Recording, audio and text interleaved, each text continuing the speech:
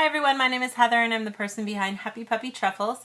Today I wanted to go ahead and share with you guys another fun way of displaying origami that you might have done and kind of putting it together on a display board called a Shikishi. And for today, because it's fall and I love this time of year, all the colors, I thought we'd do a tree with some leaves on it. And I've got a bunch of leaves made here to kind of show you guys. And this is a really simple, fun origami to do. And I really think it looks really cool when you do them smaller and you make like a lot of them. It makes a really cool effect. And I used taunt paper for these. And what these are is actually 1/9 the size of regular origami paper, so that's 5 by 5 centimeters, and it gives me something like this, which is a pretty realistic sized leaf.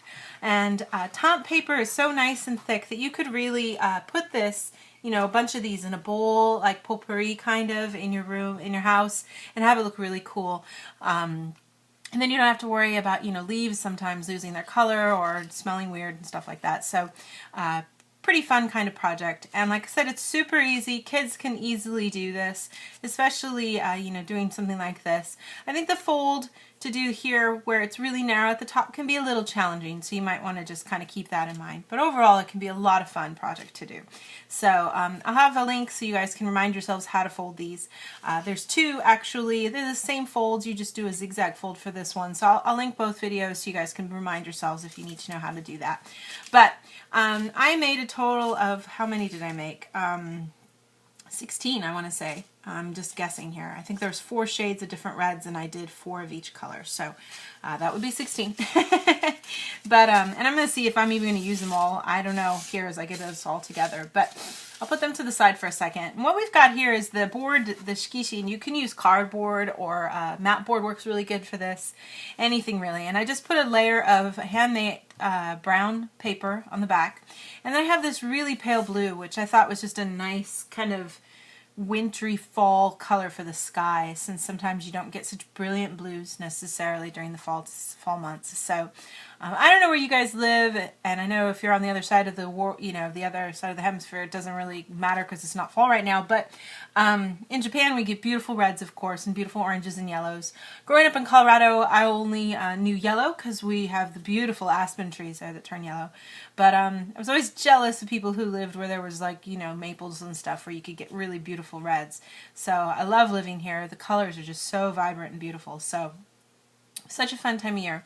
But we got the sky pieces, and what I've done essentially is we've got our piece here, and it's just a regular piece of paper, and we're going to use a technique like I used kind of with the crow display too, where we kind of use this to cut and twist to create and imply a tree with some branches sticking down here.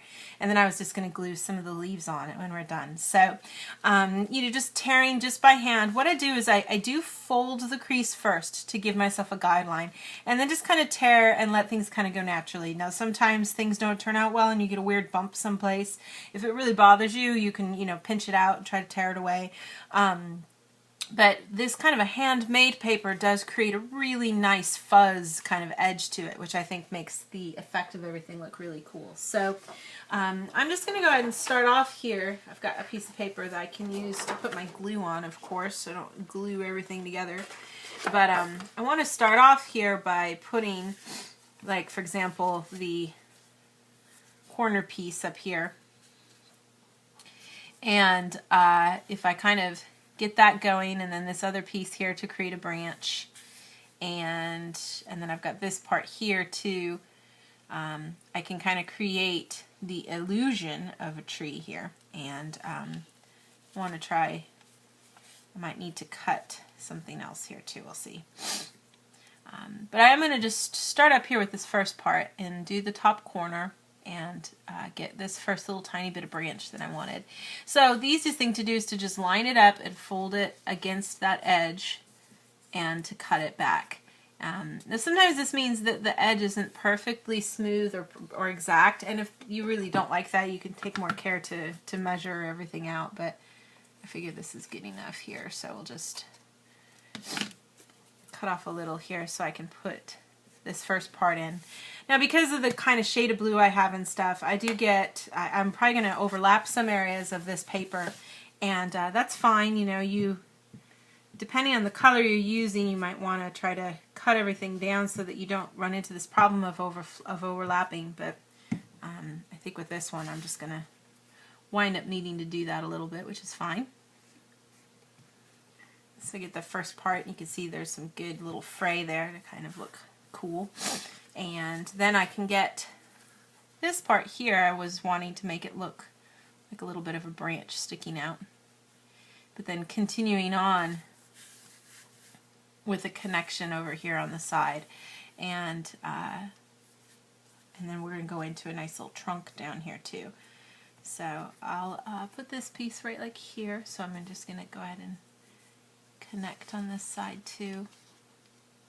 So I've got the basic kind of outline of the tree here, and with a bit of sky in the background, and then I've got all my leaves, and you could just kind of have fun with where you want to put these, you know.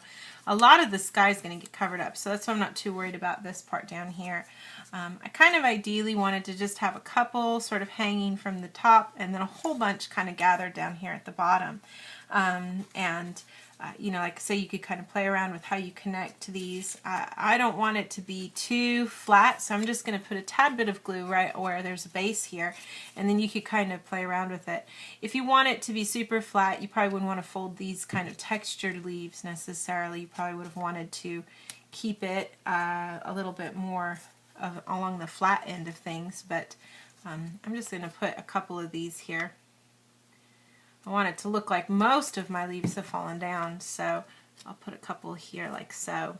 And then the rest you could kind of put, you know, down here in a big pile to create sort of the illusion that things have fallen down here. So when I'm finished, I kind of have something that looks like this, and you know, you can kind of play around with, of course, how you arrange everything. If you want to keep all your leaves on your tree, if you want to have no leaves on your tree and just a giant pile of leaves underneath.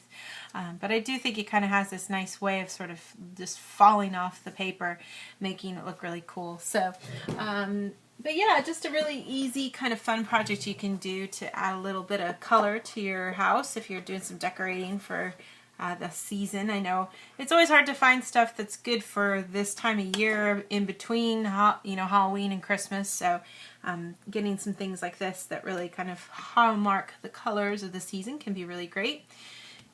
And I'll put my little signature mark down there on the bottom. But yeah, that kind of gives you guys an idea of how to use that super simple leaf pattern to make a really fun display. And it can be a great way to, you know, either use some really beautiful paper that you have, or some printed paper would work beautiful as well. So have a lot of fun with this, and I'll have some more fun projects for you guys later on. Thank you so much for watching.